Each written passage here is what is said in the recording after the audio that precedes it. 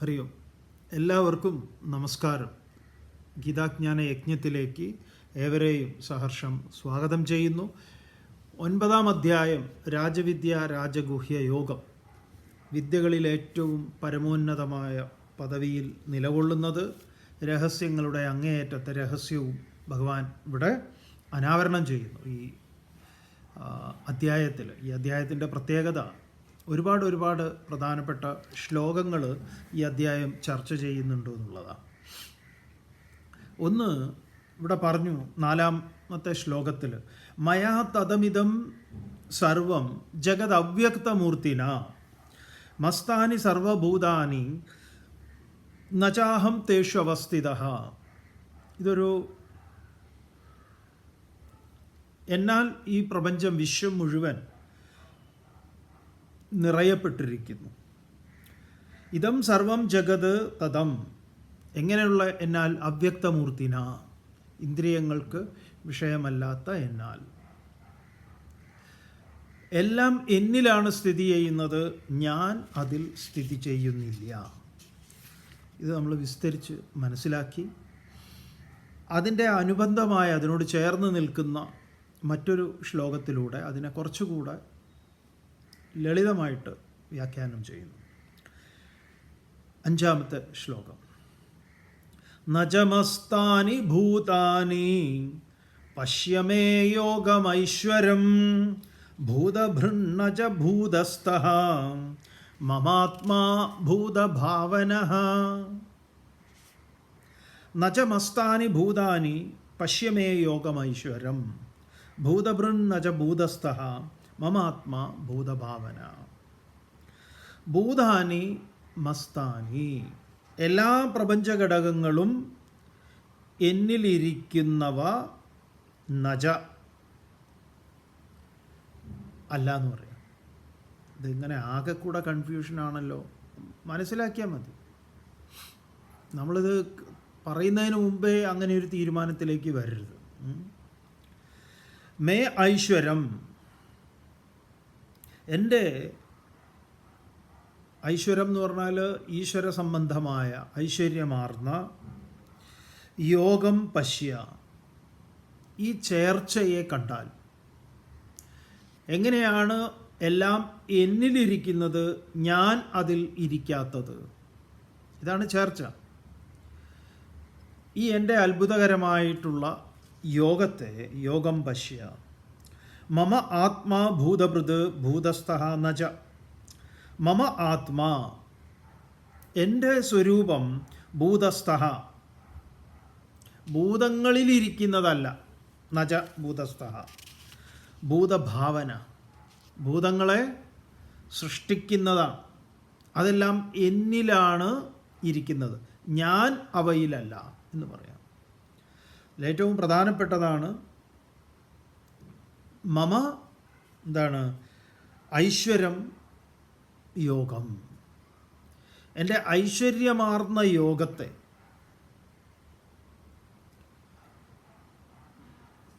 ഈ ശ്രീനാരായണ ഗുരുദേവൻ്റെ ദൈവദശകത്തിൽ ഈശ്വരനെ പറയുന്ന സമയത്ത് ഗുരു ഒരു നാവികനോടാണ് സാദൃശ്യപ്പെടുത്തുന്നത്. ദൈവദശകം ആരംഭിക്കുന്നത് തന്നെ അങ്ങനെയാണ്. ദൈവമേ കാത്തുകൊൾകങ്ങ് കൈവിടാതിങ്ങു ഞങ്ങളെ, നാവികൻ നീ ഭവാബ്ദിക്ക് ഒരാവിവൻ തോണി നിൻ പദം. അപ്പം അദൃശ്യമായ ഒരു കരങ്ങളാൽ ഈ പ്രപഞ്ചത്തെ എല്ലാറ്റിനെയും ചേർത്ത് വച്ചിരിക്കുന്നു, കോർത്തിരിക്കുന്നു. കൈവിടാതിങ്ങു ഞങ്ങളെ, അത് കൈവിടരുത് എന്ന് പറയും. വിട്ട് കഴിഞ്ഞാൽ നമ്മുടെ കാര്യം പോക്കാണ്. അപ്പം അങ്ങനെ ഒരു ഭാവനയാണ് ഗുരുദേവൻ ദൈവദശകത്തിൽ നടത്തിയത്. നാവികൻ നീ ഭവാബ്ദിക്ക്. അപ്പം ഞങ്ങളെ സംബന്ധിച്ച് ഒരു വലിയ ആവി കപ്പലിലാണ് ഞങ്ങൾ യാത്ര ചെയ്യുന്നത്. അതിൽ അങ്ങ് ആരാണ് എന്നാണെങ്കിൽ നാവികനാണ്, അദൃശ്യനാണ്. നാവികനെ എല്ലാവർക്കും ബസ് ഡ്രൈവറെ പോലെയൊന്നും കാണാൻ പറ്റില്ലല്ലോ. നാവികൻ്റെ സ്ഥലം തന്നെ വേറെയാണ് എന്നതുപോലെ ഇവിടെ പറയുന്നു, പശ്യമേ യോഗം ഐശ്വര്യം, എൻ്റെ ഐശ്വര്യമാർന്ന യോഗത്തെ കണ്ടാൽ. നമ്മൾ ഈ വിശ്വത്തിൽ, ഈ പ്രപഞ്ചത്തിൽ നമുക്ക് കാണാനുള്ളത് ഇതാണെന്ന് പറയാം. ഈ ഐശ്വര്യമാർന്ന യോഗത്ത് പലപ്പോഴും നമുക്കത് കാണാൻ സാധിക്കുന്നില്ല എന്നുള്ളതാണ് വലിയൊരു നമ്മളെ സംബന്ധിക്കുന്ന ഒരു ദുര്യോഗം. എങ്ങനെയാണ് ഞാൻ ഭൂതങ്ങളെല്ലാം എന്നിലും ഞാൻ ഭൂതത്തിൽ അല്ലാത്തതും എന്നുള്ളതിന് ഉദാഹരണ സഹിതം പറയുന്നുണ്ട്. മുന്നിലേക്ക് വരുമ്പോൾ അടുത്ത ശ്ലോകം കൊണ്ട് അത് കൃത്യമാക്കുന്നുണ്ട്. അപ്പോൾ പറഞ്ഞു വന്നത്, ഈ വിശ്വത്തെ തന്നെ, ഈ പ്രപഞ്ചത്തിലെ ഓരോ ഘടകങ്ങളെയും നമുക്ക് സസൂക്ഷ്മം നിരീക്ഷിക്കാൻ സാധിക്കുന്നുണ്ടോ? അങ്ങനെയാണെങ്കിൽ നമുക്ക് പല അത്ഭുതങ്ങളും, എന്ത് മനോഹരമായിട്ടാണ് ഇതിനെയൊക്കെ ഇങ്ങനെ ചേർത്ത് വെച്ചിരിക്കുന്നത് എന്നുള്ളതാണ്. ഓരോന്നിനും നൽകിയിരിക്കുന്ന കഴിവുകൾ അസാമാന്യമായിട്ടുള്ളതാണ്. ഈവൻ നമ്മൾ പ്രകൃതിയിൽ കാണുന്ന ഏറ്റവും, നമ്മുടെ കണ്ണുകൊണ്ട് നമ്മൾ കാണുന്ന ഏറ്റവും ചെറിയ ഒരു സാധനമാണല്ലോ ഉറുമ്പ്. ഉറുമ്പ് പല വിധത്തിലുണ്ട്. നമ്മൾ ഈ കടിക്കാത്ത ഉറുമ്പുണ്ടല്ലോ, പഞ്ചസാരയിലൊക്കെ വന്നിരിക്കുന്ന ഒരു ചോണൻ എന്നൊക്കെ പറയും. അതേപോലെ നീറ് എന്ന് പറയുന്ന സാധനമുണ്ട്, കടിച്ചു കഴിഞ്ഞാൽ വിടില്ല, പിന്നെ മൂപ്പരെ എടുക്കുമ്പോൾ അതിൻ്റെ തല നമ്മുടെ ഇതിൽ പറ്റിയിരിക്കും. അത്ര ഇതാണ്. പുളിയുറുമ്പ് എന്നൊക്കെ പറയും അതിന്. ഈ വയനാട്ടിലൊക്കെ പോയി കഴിഞ്ഞാൽ അതിനെ കൊണ്ട് ചമ്മന്തി ഉണ്ടാക്കും. അങ്ങനെ ചമ്മന്തി ഈ അവരുടെ ഫെസ്റ്റൊക്കെ വരുന്ന സമയത്ത് ആളുകൾ ഇങ്ങനെ അടിച്ചു വിടാറുണ്ട്. അത് ഭയങ്കര ഡിമാൻഡാണ് അത്ര.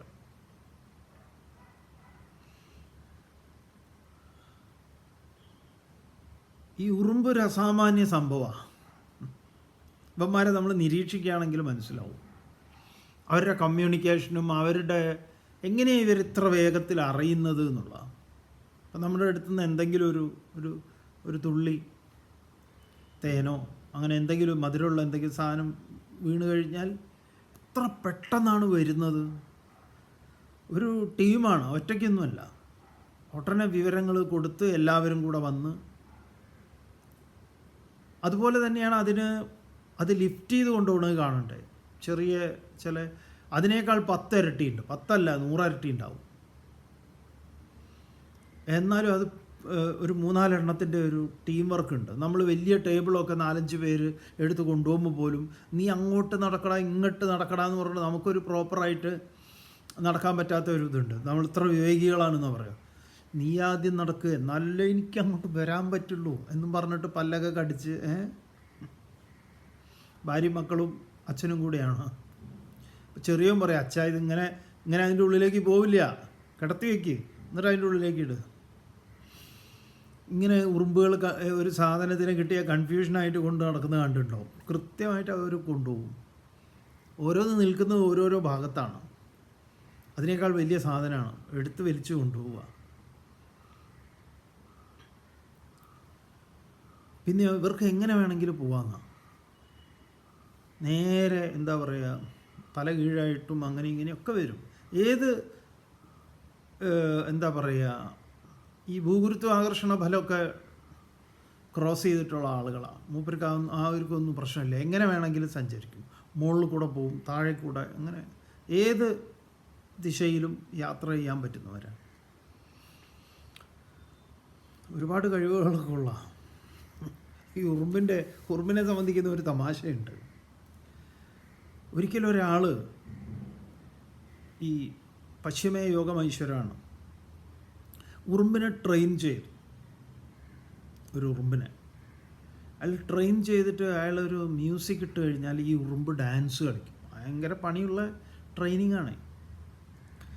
അങ്ങനെ ഇതിനെ ട്രെയിൻ ചെയ്ത് ഇത് ഒരു മ്യൂസിക്കൊക്കെ പ്ലേ ചെയ്ത് കഴിഞ്ഞാൽ ഇവൻ ഗംഭീരമായിട്ട് ഡാൻസ് ചെയ്യും. രണ്ട് കാലൊക്കെ പൊക്കി, കൈയൊക്കെ പൊക്കി, ഇങ്ങനെ ഒറ്റ കാലിൽ കറങ്ങി, അങ്ങനെ പല പല പല കാര്യങ്ങൾ. അങ്ങനെ ഇദ്ദേഹം ഇതിൻ്റെ വലിയ ഷോകൾ നടത്താൻ തുടങ്ങി ലോകം മുഴുവൻ. അപ്പോൾ ഇതെങ്ങനെയാണ് നാട്ടുകാർ കാണുകയെന്ന് ചോദിച്ചു കഴിഞ്ഞാൽ, അതിനെ എന്താ പറയുക, ക്യാമറ സൂം ചെയ്ത് അതിലേക്ക് ഇങ്ങനെ സൂം ചെയ്ത് വെച്ചിട്ട് അതാണ് വലിയ സ്ക്രീനിലൂടെ കാണിക്കുന്നത്. ഭയങ്കര രസമാണ്. അപ്പോൾ ഇദ്ദേഹം ഈ പറഞ്ഞതുപോലെ ലോകം മുഴുവൻ ഇതിൻ്റെ ഷോകളൊക്കെ നടത്തുകയാണ്. അങ്ങനെ ഇദ്ദേഹം ഒരിക്കലും ഒരു ഹോട്ടലിൽ താമസിക്കുക, അവിടുത്തെ പരിപാടി നടത്താൻ വേണ്ടിയിട്ട് ആ രാജ്യത്ത്. അപ്പോൾ അവിടുത്തെ ഒരു റൂം ബോയ്, ഒരു പാവം പയ്യൻ, നല്ലൊരുത്തൻ, ഇയാൾക്ക് വലിയ ഇഷ്ടമായി അവനെ. അപ്പോൾ ഈ ഉറുമ്പിൻ്റെ ഷോ എന്ന് പറയുന്നത് ഒരാൾക്ക് $1000 ഇതിൻ്റെ ഫീസ് എന്ന് പറയുന്നത്. കുറച്ച് ഭയങ്കര എക്സ്പെൻസീവ് ആയിട്ടുള്ളതാണ്. $1000 എന്ന് പറഞ്ഞാൽ തന്നെ അറിയാലോ, നമ്മുടെ 1,00,000 രൂപയോളം വരും. ഇപ്പം ഇങ്ങനെ കൂടി വരികയാണല്ലോ, എന്താ റേറ്റ് എന്ന് അറിയില്ല. എന്തായാലും ഒരു 90,000 ഒക്കെ അടുത്ത് വരും. അപ്പോൾ ഇയാൾ വിചാരിച്ചു ഇവന് ഇത് ഒന്ന് കാണിച്ചു കൊടുക്കാം, ഈ ഷോ, പാവല്ലേ എന്ന് കരുതിയിട്ട്. അപ്പോൾ ഇവൻ റൂമിലേക്ക് വന്ന സമയത്ത് ഇയാൾ ഉറുമ്പിനെ ഇങ്ങനെ ടേബിളിൽ വെച്ച് മൂപ്പര് പാട്ട്, ഇതിൻ്റെ മ്യൂസിക് പ്ലേ ചെയ്തു. അപ്പോൾ ഉറുമ്പ് ഡാൻസ് തുടങ്ങി. എന്നിട്ട് ഇയാൾ ഈ റൂം ബോയെ വിളിച്ച് കാണിച്ചു, നോക്കാൻ പറഞ്ഞു.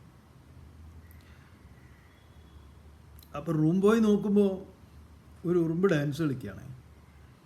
അവൻ അവിടെ കണ്ട മാഗസീൻ എടുത്തൊരു ഒറ്റയട്ടി ഉറുമ്പിനെ കൊന്നു. സോറി സാർ എന്ന് പറഞ്ഞു. ഇവനെന്താ കരുതിയത്, ടേബിളിലൊരു ഉറുമ്പുണ്ട്, ഇത് എന്താണ് ഇത് എന്നാണ് ഇവൻ കരുതിയത്. ഈ ഓണർ ഇങ്ങനെ ചോദിക്കുന്നത്, ഈ എന്താ പറയുക, ഗസ്റ്റ് ഇങ്ങനെ ചോദിക്കുന്നത്. അവനെ സംബന്ധിച്ച് ആ ഉറുമ്പ് ഒരു അനാവശ്യക്കാരനായിരുന്നു. അവിടെ തമാശയായിട്ട് പറയുന്നതാണ്. അപ്പം ഇങ്ങനെ സംഭവിക്കുമ്പോൾ എന്തായിരിക്കും ഒരവസ്ഥ അയാളുടെ? പിന്നീട് എന്താണ് എന്നുള്ളത് വേറെ കാര്യം. പറഞ്ഞു വന്നത്,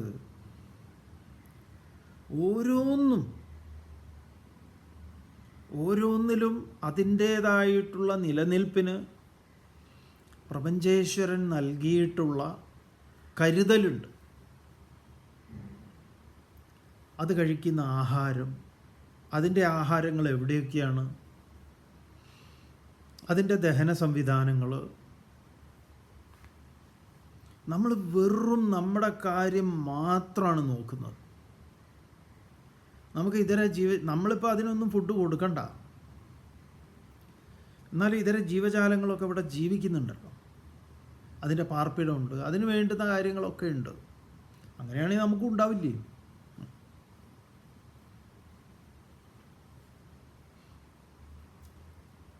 അപ്പം ഞാൻ എല്ലാറ്റിനെയും സൃഷ്ടിക്കുന്നവനാണ്. ഞാൻ ആരാണ്? ഭൂതഭാവന. ഇതിനെ മുഴുവൻ ഭാവന ചെയ്യുന്നവനാണ്, സൃഷ്ടിക്കുന്നവനാണ് ഞാൻ. അതെല്ലാം എന്നിലാണ്, എന്നെ ആശ്രയിച്ചിട്ടാണ്. ഞാൻ അതിലല്ല. ഏതുപോലെ എന്ന് ഭഗവാൻ ഇവിടെ ഉദാഹരണ സഹിതം പറയാം 6ാമത്തെ ശ്ലോകത്തിൽ. യഥാകാശസ്ഥിതോ നിത്യം വായു സർവത്ര ഗോ മഹാൻ തഥാ സർവാണി ഭൂതാനി മസ്താനീത്യുപധാരയ. യഥാകാശസ്ഥിതോ നിത്യം വായു സർവത്ര ഗോ മഹാൻ തഥാ സർവാണി ഭൂതാനി മസ്താനി ഇതി ഉപധാരയ. യഥാ ആകാശസ്ഥിതഃ നിത്യം വായുഃ സർവത്ര ഗഃ മഹാൻ യഥാ സർവത്ര ഗഃ മഹാൻ വായു. വായുവിൻ്റെ വിശേഷണങ്ങളാണ്. എന്തൊക്കെയാണ്? എപ്രകാരമാണോ എപ്രകാരമാണോ സർവത്ര ഗഃ മഹാൻ വായു, സർവദിക്കിലും വ്യാപിച്ചു നിൽക്കുന്നതായ മഹാത്മ്യമേറിയ വായു. ഇപ്പം കേമനാണ്, ഒരുമാതിരി ദിക്കിലൊക്കെ മൂപ്പര് എത്തുന്നുണ്ട്. പക്ഷേ അത് എവിടെയാണ് നിൽക്കുന്നത്? നിത്യം ആകാശസ്ഥിത. അതിനെന്ത് വേണം? ആകാശത്തിലാണ് അതിരിക്കുന്നത്. ആകാശം എന്ന് പറഞ്ഞാൽ സ്പേസ്, അല്ലാതെ മാനം എന്നല്ല. അപ്പം സ്പേസ് ഉണ്ടെങ്കിൽ സ്പേസിൽ ആര് നിൽക്കുന്നു? വായു. അവൻ സർവത്ര നിറഞ്ഞു നിൽക്കുന്നു, എല്ലായിടത്തും. പക്ഷെ സ്പേസ് ഉള്ളിടത്ത് എല്ലാം വായു ഉണ്ടോ? ഇല്ല. നമ്മൾ പറയാറില്ലേ, വായു സഞ്ചാരമില്ലാത്ത ഇടമുണ്ട്, പക്ഷെ വായു സഞ്ചാരമില്ല.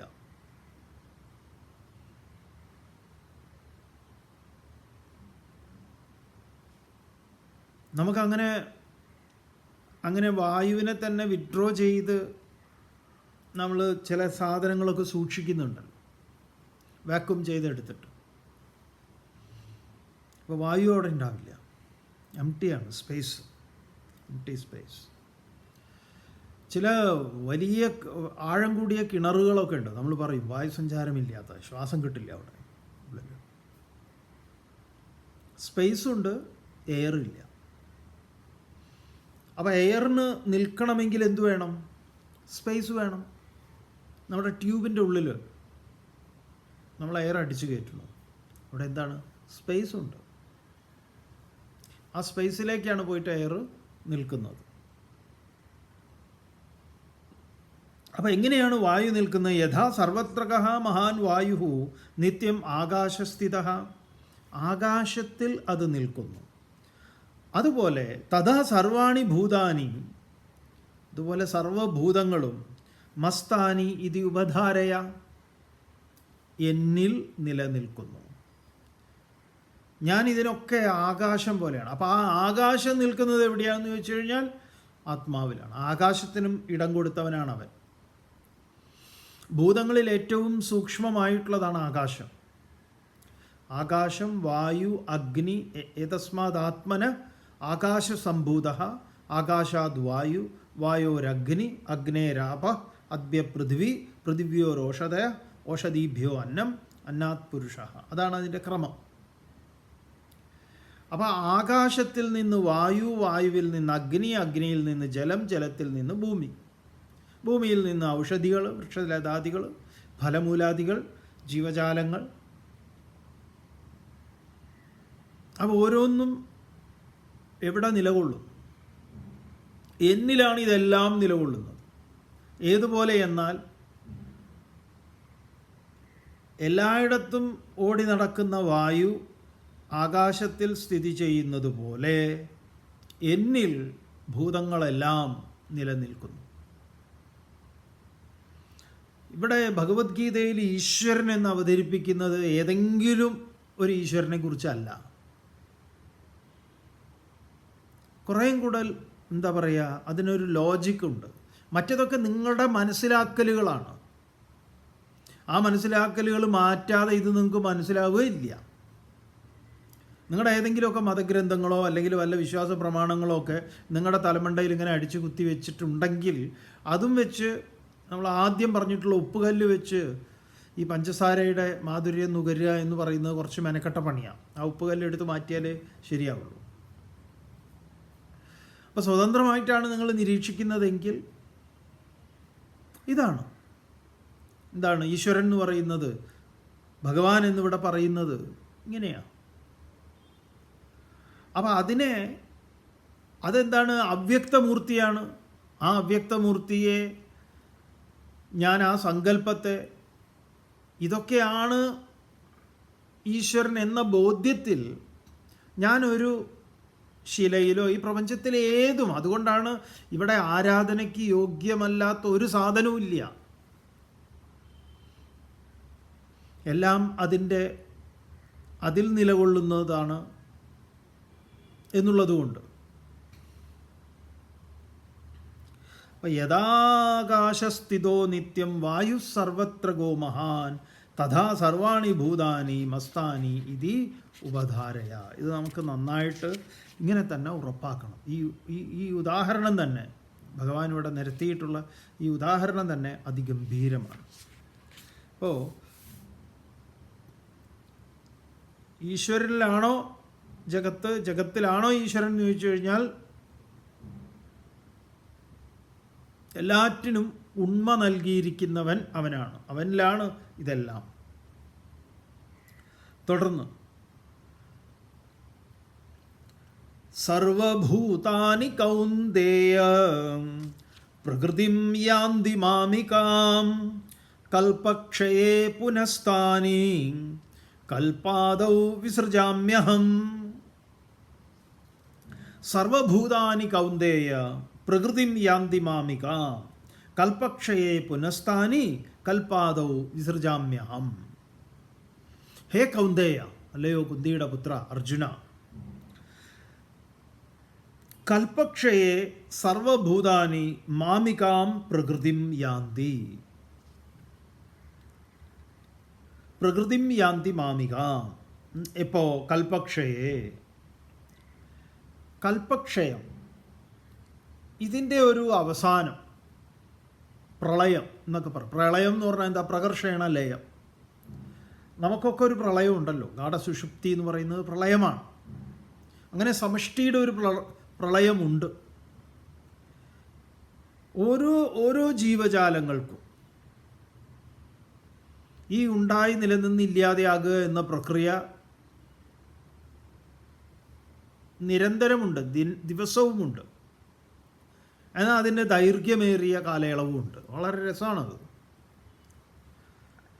ദിവസവും നമ്മൾ ഈ പ്രപഞ്ചത്തെ മുഴുവൻ ഉൾവലിച്ച് അതിൻ്റെ കാരണത്തിൽ പോയി ഇരുന്ന് കുറേ സമയം ഒരു ബോധവും ഇല്ലാതെ കിടന്നുറങ്ങി പിന്നെ ഉണരുന്നു.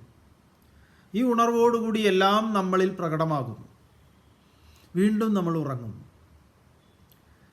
പിന്നെയോ ഇങ്ങനെ കുറേ വർഷം ഭക്ഷണമൊക്കെ കഴിച്ച് കിടന്നുറങ്ങി അങ്ങനെ ഒരു ദിവസം ദീർഘമായ നിദ്ര, മരണം. വീണ്ടും വിത്ത് മുളയ്ക്കുന്നത് പോലെ ഈ പരിപാടി ഇങ്ങനെ പോകുന്നുണ്ട്. ഇത് ഓരോന്നിനും ഉണ്ട് ഇങ്ങനെ, പ്രകൃതിയിലെല്ലാറ്റിനും. അത് നിത്യപ്രളയം, നൈമിത്തിക പ്രളയം എന്നൊക്കെ പറഞ്ഞിട്ടുള്ള പല പല പ്രളയങ്ങളാണ്. എന്തായാലും സർവഭൂതാനി കൗന്ദേയ കൽപക്ഷയെ സർവഭൂതാനി മാമികാം പ്രകൃതിം യാന്തി. ഈ നോഹയുടെ പെട്ടകത്തിൽ സകല ജീവജാലത്തിൻ്റെ ഇങ്ങനെ ഓരോ ജോഡിയിട്ട് കൊണ്ടുപോകുന്ന ഒരു കഥയുണ്ടല്ലോ, അതിൻ്റെ വേറൊരു വേർഷനാണ്.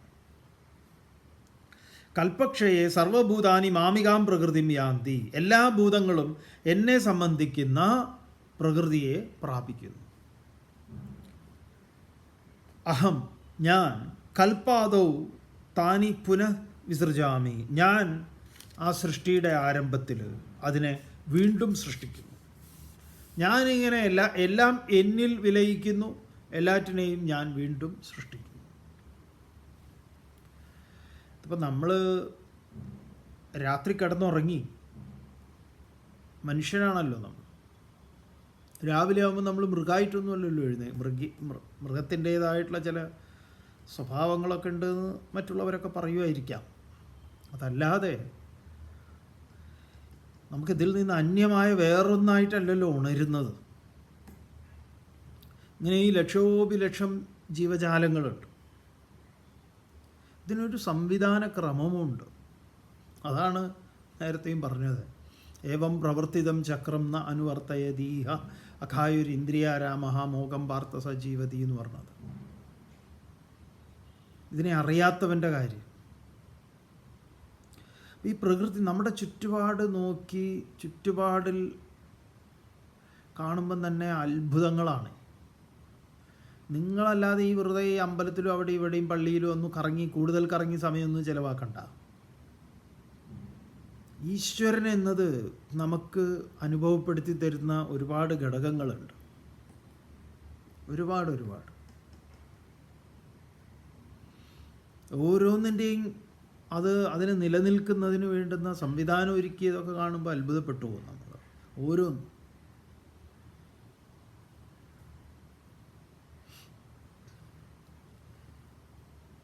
നമ്മൾ കാട്ടിലൊക്കെ പോയി നോക്കൂ, ഈ ചിലന്തികളൊക്കെ വല കെട്ടിയിട്ട്. അപ്പം നമ്മുടെ വീട്ടിലൊക്കെ വല കിട്ടുമ്പോഴാണല്ലോ പ്രശ്നം. ഇവരെങ്ങനെയാണ് ക്രോസ് ചെയ്ത് ഓരോ സ്ഥലത്ത് കെട്ടിയിരിക്കുന്നത്, ഏതൊക്കെ, അതെങ്ങനെയാണ് കെട്ടുന്നത്, എങ്ങനെയാണ് ഈ മറ്റേ എന്താ പറയുക, ഇതിന് ഓരോ പരിപാടിയുണ്ട്. വെളിച്ചം കിഴക്കും പടിഞ്ഞാറും ഇതിനൊക്കെ നന്നായിട്ട് അറിയാം. ഓരോരുത്തരെ എങ്ങനെ ഇതിൽ വീഴ്ത്തണം എന്നറിയാം. ആ കെണിയിൽ വീണ് കഴിഞ്ഞാൽ പിന്നെ ചെയ്യേണ്ട പണി എന്താണെന്നറിയാം. ഈ ജീവികളെ ഒരു ഇഞ്ചക്ഷൻ വയ്ക്കുന്നുണ്ട് മുമ്പിൽ, ബോധം കെടുത്തുന്ന പരിപാടി.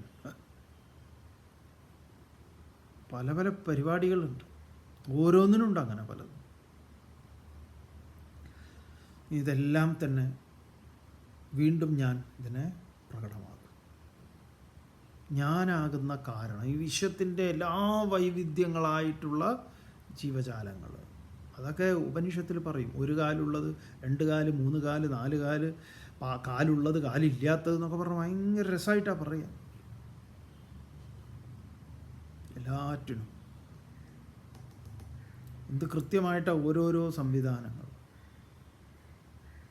ആ സംവിധാനക്രമത്തിന് വളരെ അടുക്കും ചിട്ടയുണ്ട്. ഒരു ചിത്രശലഭത്തിൻ്റെ ചിറകിൽ പോലും നോക്കിയാൽ നിങ്ങൾക്ക് അതിൻ്റെ ബോർഡർ കാണാം. നമ്മുടെ പൂച്ച കല്യാണി വീണ്ടും പ്രസവിച്ചിട്ടുണ്ട് 3 കുട്ടികൾ. അപ്പം അതിൻ്റെയൊക്കെ എന്താ പറയുക, മൂക്കിൻ്റെ തുഞ്ചത്ത്, അവിടെ വാലിൽ എന്ത് കൃത്യമായിട്ടാണ് ഒരു ഡിസൈൻ ചെയ്ത് വിട്ടിരിക്കുന്നത്. എന്തുകൊണ്ട് ഇതിങ്ങനെ ഒറ്റ ഇതായിട്ടില്ല? അങ്ങനെ ഒറ്റയുള്ളതും ഉണ്ടല്ലോ.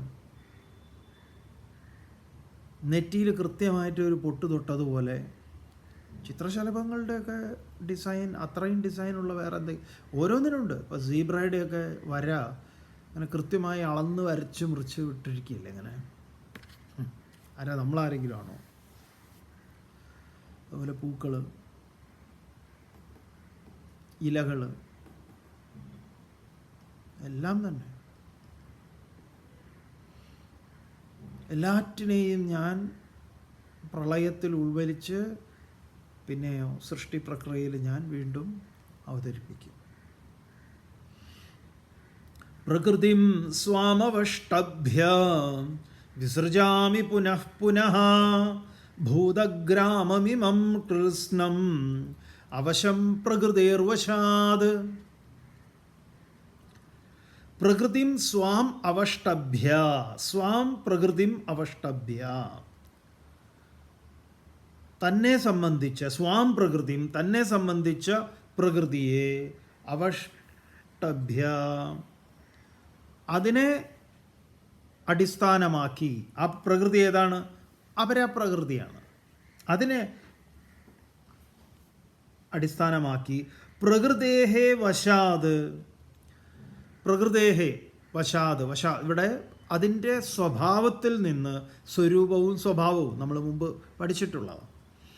പ്രകൃതേ വശാത്, അതിൻ്റെ സ്വഭാവത്തിൻ്റെ ഫലം ഹേതുവായിട്ട് അവശം ഇമം കൃഷ്ണം, ഈ സകലതും, ഭൂതഗ്രാമം, ഈ ഭൂതസമൂഹത്തെ പുനഃ പുനഃ വിസർജാമി, ഞാൻ വീണ്ടും വീണ്ടും സൃഷ്ടിക്കും. അതിൽ വേറെ ഓപ്ഷനൊന്നുമില്ല. വീണ്ടും വീണ്ടും ഞാനിങ്ങനെ സൃഷ്ടി നടത്തിക്കൊണ്ടിരിക്കും. നിങ്ങൾ എന്തിനെങ്കിലുമൊക്കെ ഇല്ലാതെയാക്കാം എന്ന് തീരുമാനിച്ചാൽ അങ്ങനെ നടക്കില്ല എന്ന് പറയും. അതൊക്കെ ഉണ്ടായിക്കൊണ്ടിരിക്കും. എൻ്റെ അടുത്താണ് അതിൻ്റെ സ്വിച്ച്. ഞാനതിനെ ഉണ്ടാക്കിക്കൊണ്ടിരിക്കുന്നു. അതുകൊണ്ട് അർജുന, എങ്ങനെയാണ് ആ പരിപാടി എന്നാണെങ്കിൽ, നജമാം താനി കർമാണി നിബധ്നന്തി ധനഞ്ജയ ഉദാസീനവദാസീനം അസക്തം തേഷു കർമ്മസു. എനിക്കിതിൽ യാതൊരു ഉത്തരവാദിത്വം ഇല്ല എന്നുള്ള മട്ടിൽ ഭഗവാൻ ഒരു സ്റ്റേറ്റ്മെൻറ്റ് നടത്തുന്നു. വളരെ ശ്രദ്ധാപൂർവം മനസ്സിലാക്കേണ്ടതാണ്. എന്താ പറയണത്? നചമാം താനി കർമാണി നിബധ്നന്തി ഹേ ധനഞ്ജയ ഉദാസീനവദാസീനം അസക്തം തേഷു കർമ്മസു. ഹേ ധനഞ്ജയ, അല്ലയോ അർജുന, ഉദാസീനവത്, ഉദാസീനനെ പോലെ, ആസീനം അങ്ങനെ ഉദാസീനവദാസീനം, ഉദാസീനനെ പോലെ ഇരിക്കുന്നവനും തേഷു കർമ്മസു അസക്തം മാം, ആ കർമ്മങ്ങളിൽ, ഈ പറയുന്ന സൃഷ്ടി പ്രക്രിയാദികളിൽ, ആ കർമ്മങ്ങളിൽ അസക്തം മാം, ഞാൻ എന്തല്ല, സംഘമില്ലാത്തവനാണ് ഞാൻ.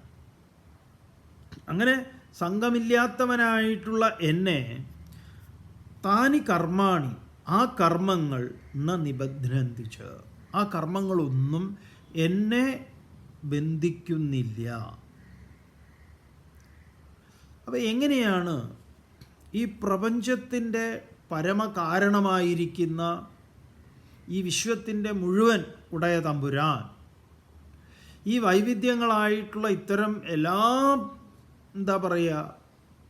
പ്രപഞ്ച ഘടകങ്ങളെയും ഉണ്ടാക്കി നിലനിർത്തി വീണ്ടും അതിനെ കാരണത്തിലേക്ക് വിലയിപ്പിച്ച് വീണ്ടും അതിനെ ഉണ്ടാക്കി ഇത്യാദി കാര്യങ്ങളൊക്കെ സദാ നടത്തിക്കൊണ്ടിരിക്കുന്നത്, ആ നടത്തിക്കൊണ്ടിരിക്കുന്ന ഭഗവാൻ, ആ സവിശേഷമായ ശക്തിവിശേഷം എന്തു വേണമെങ്കിൽ പറയാം, അത് പറയുകയാണ്.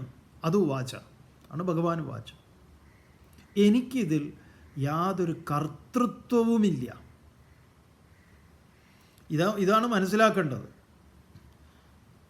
ഇത് മനസ്സിലാക്കിയാലാണ് ഈ ചെറുപ്പത്തിലെ യുക്തിവാദം അങ്ങോട്ട് തീരുക. നമ്മൾ ഈ ഈശ്വരനിന്ദ തുടങ്ങുന്നത് എവിടുന്നാണെന്നറിയോ? ഈശ്വരനിഷേധം. നമ്മുടെയൊക്കെ കുട്ടിക്കാലത്ത്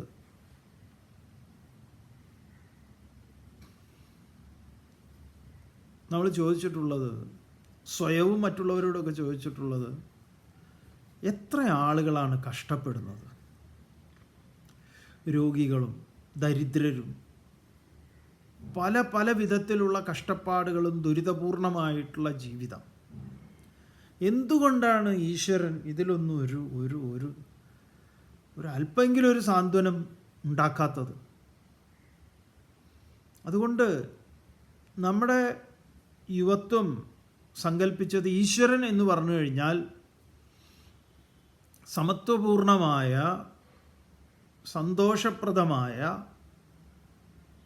ഒരു ലോകത്തെ കെട്ടിപ്പടുക്കുന്നതിൽ പ്രധാന ഉത്തരവാദിത്തമുള്ള ആളാണ്. അപ്പോൾ മൂപ്പര് ഈ ഉത്തരവാദിത്തം നിർവഹിക്കുന്നില്ല എങ്കിൽ ആരാണ് പിന്നെ ഈ ഉത്തരവാദിത്തം നിർവഹിക്കുന്നത്? ആരാ ഇത് ഏറ്റെടുക്കുന്നത്? മാത്രമല്ല, നമ്മുടെ ചെറുപ്പത്തിലുള്ള നിരീക്ഷണത്തിൽ നമ്മൾ മനസ്സിലാക്കിയത് ഈശ്വരനാണ് ഈ പൊല്ലാപ്പ് മുഴുവൻ ഉണ്ടാക്കുന്നത് എന്നാണ്. എന്നിട്ട് മൂപ്പര് അതിൽ ആനന്ദിക്കുകയാണ്. ഇതൊക്കെ സ്വയമേവുള്ള ചിന്തകളാണ്. അതിന് കാരണം എന്താണെന്ന് ചോദിച്ചാൽ, ഈ മറ്റ് പല നാട്ടിൽ നിലനിൽക്കുന്ന ഓരോരുത്തർ പറയുന്ന അതും ഇതുമൊക്കെ കേട്ടിട്ട് സ്വന്തം ഉണ്ടായിട്ടുള്ളതാണ്. ഇതുപോലെ ഒരു ക്രമമായ പാഠ്യപദ്ധതിയിലൂടെ പോയിട്ടുണ്ടായിട്ടുള്ള സംശയമാണോ എന്ന് ചോദിച്ചാൽ അല്ല. അത് വലിയ ഒരുപാട് സംശയങ്ങളൊക്കെ തന്നെ, ഒരുപാടല്ല, സംശയങ്ങളൊക്കെ തീരുന്നത് ഇത് പഠിക്കാൻ പോയപ്പോഴാണ്. ഇത് പഠിക്കാൻ പോയത് സ്വാമി ആവാനൊന്നുമല്ല പോയത്, പഠിക്കുക എന്നുള്ളത്, ഇത് മനസ്സിലാക്കുക എന്നുള്ളത്. അതിനൊരു 3-4 വർഷം പോട്ടെ നീക്കി വെച്ചു, ഇതൊന്ന് അറിയണം. അറിഞ്ഞു കഴിഞ്ഞപ്പോൾ അതിൻ്റെ അവസാന സമയത്ത് സ്വാമിജി ചോദിച്ചത്, നിങ്ങൾക്ക് തിരിച്ച് വീട്ടിൽ പോകണോ അതോ ഇതൊക്കെ ഇങ്ങനെ ആളുകൾക്ക് പറഞ്ഞു കൊടുത്ത് ഇങ്ങനെ ജീവിക്കണം? അപ്പോൾ നമുക്ക് തോന്നി ഇതാ നല്ലത്. അങ്ങനെ ഇത് തിരഞ്ഞെടുത്തത് മിഷണറി പ്രവർത്തനം.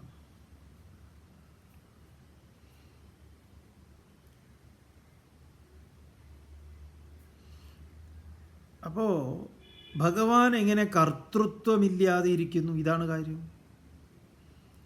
അപ്പോൾ ഈ പ്രപഞ്ചത്തിൻ്റെ ഇത് മുഴുവൻ വളരെ ശ്രദ്ധയോടുകൂടി മനസ്സിലാക്കേണ്ടതാണ് ഈ ഒരു പോയിന്റ്. ഇത് മുഴുവൻ സൃഷ്ടിച്ച ആള് മൂപ്പരാണിത് പറയുന്നത്, എനിക്കിതിലെന്തില്ല, കർത്തൃത്വമില്ല. ഈ കർത്തൃത്വം എന്ന് പറയുന്ന അതുകൊണ്ട് എന്നെ ബന്ധിപ്പിക്കുന്നില്ല. താനി കർമാണി ന നിബധ്നന്തിച്ച, എന്നെ അത് ബന്ധിക്കുന്നില്ല എന്ന് പറയാം. അപ്പം ഈ സംഘം എന്ന് പറയുന്ന ഒന്ന്, അറ്റാച്ച്മെൻ്റ് എന്ന് പറയുന്നത് അത് ഭഗവാനില്ല.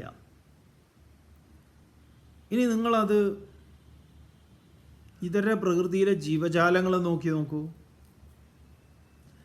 ചെറിയ അളവിലൊക്കെ അതിൽ കാണാം, പക്ഷെ അതുകൊണ്ട് അതിൻ്റെ ജീവിതം തുലയ്ക്കുന്നില്ല. അത് ഇപ്പം നമ്മൾ ആശ്രമത്തിലെ കല്യാണി പൂച്ചയുടെ കാര്യം പറയുമ്പോൾ അതിന് 3 കുട്ടികൾ ഇപ്പോൾ പുതിയതായിട്ട് ജനിച്ചു. അപ്പോൾ അതിൻ്റെ പഴയതൊരുത്തനുണ്ട് ഇവിടെ, മാച്ചോ. ഇപ്പോൾ അവൻ അമ്മയായിട്ട് വലിയതൊന്നുമില്ല, അതിനും ഇല്ല ഇപ്പോൾ ഇതിനുമായിട്ട് കളി കാര്യങ്ങളൊന്നുമില്ല. ഇടയ്ക്ക് അടിയാണ് കൂടുന്നത്. അടുത്തേക്ക് വരുമ്പം ഓടിച്ച് വിടുന്നുണ്ട്.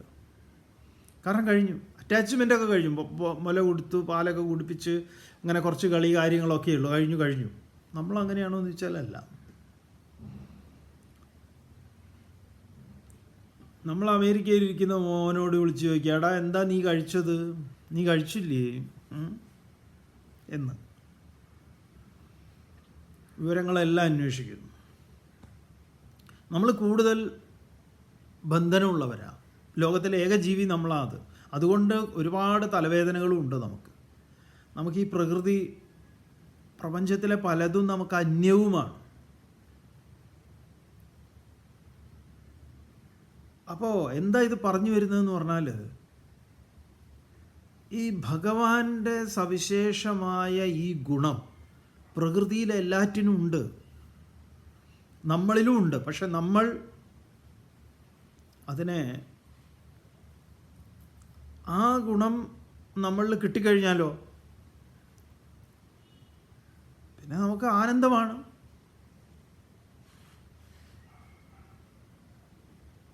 അത് നമ്മളിലുണ്ടത്, പക്ഷേ നമ്മൾ അതിനെ പ്രകടമാക്കാൻ നമുക്ക് വലിയ പ്രയാസമുള്ളത് കൊണ്ട് അതിൻ്റെ മുകളിലേക്കാണ് ഇതെല്ലാം അടിഞ്ഞുകൂടി കയറി വന്ന് കിടക്കുന്നത്. അതിനെ മൊത്തത്തിൽ അഴിച്ചു പണിയണം. ഞാൻ എൻ്റേത് എന്നുള്ളത് എനിക്കില്ല എന്നാണ് ഭഗവാൻ പറഞ്ഞത്. ഈ പ്രപഞ്ചത്തിൻ്റെ മുഴുവൻ ഉത്തരവാദിത്വം മൂപ്പര് ഇതൊക്കെ എൻ്റെതാണെന്ന് ഏറ്റെടുത്തു കഴിഞ്ഞാൽ അങ്ങനെ എടുക്കുന്നില്ലേ? അപ്പോൾ ഈ സൃഷ്ടിജാലങ്ങൾ ചെയ്യുന്ന, അതിപ്പോൾ അമ്പലത്തിൽ പൂജ ചെയ്യുന്ന ആളാണെങ്കിലും ഭഗവാന്റേത് എന്ന് പറയുന്ന വലിയ വലിയ പദവിയിലിരുന്ന് ഇതാ ഭഗവാനെ സ്തുതിക്കുകയും ഇതൊക്കെ ചെയ്യുന്നവർ ചെയ്യുന്ന ഉത്തരവാദിത്വത്തിലൊന്നും കർമ്മത്തിലൊന്നും മൂപ്പർക്ക് അതിലൊന്നും ഒരിടപാടുമില്ല, ആരുടെ കാര്യത്തിലുമില്ല. ഇത് മനസ്സിലാക്കിയാൽ വലിയ ആശ്വാസമാണ്. അല്ലെ നമ്മൾ ഏത് കയറി ഇങ്ങനെ കുറ്റപ്പെടുത്തലുണ്ടാവുകയും, നമ്മൾ ഈ എല്ലാ ആഴ്ചയിലും കൊണ്ടുപോയിട്ട് അത് ചെയ്തു, വിളക്ക് എത്തിച്ചു, ഇന്നത് ചെയ്തു, പഞ്ചസാര പായസം നേർന്നു, മറ്റേത് ചെയ്തു, കിരീടം വെച്ചു എന്നൊക്കെ പറഞ്ഞാൽ എന്ത്? എനിക്ക് ഇതിലൊന്നും ഒരു ഉത്തരവാദിത്വം ഇല്ല എന്ന് പറയുന്ന ആളാണ്. ഇതൊരു ബന്ധനവും എനിക്കില്ല. നചമാം താനി കർമാണി നിബധ്നന്തി ധനഞ്ജയ ഉദാസീനവദാസീനം അസക്തം തേഷു കർമ്മസു. എന്നിട്ട് ഭഗവാൻ പറയാണ് അടുത്തത് എന്താണ്? മയാധ്യക്ഷേണ പ്രകൃതി സൂയതേ സചരാചരം ഹേതുനാനേന കൗന്ദേയ ജഗത് വിപരിവർത്തതേ. മയാധ്യക്ഷേണ പ്രകൃതി സൂയതേ സചരാചരം. ഞാൻ ഈ പ്രപഞ്ചത്തിൻ്റെ അധ്യക്ഷനാണ്. ആ അധ്യക്ഷൻ്റെ കസേരയിൽ അങ്ങനെ ഇരിക്കുകയാണ്. അർജുന, ഞാൻ നിനക്കിത് നാളെ പറഞ്ഞുതരാം. ഓം പൂർണ്ണമതഃ പൂർണ്ണമിദം പൂർണ്ണാത് പൂർണ്ണമുദച്യതേ പൂർണ്ണസ്യ പൂർണ്ണമാദായ പൂർണ്ണമേവാവശിഷ്യതേ. ഓം ശാന്തി ശാന്തി ശാന്തി.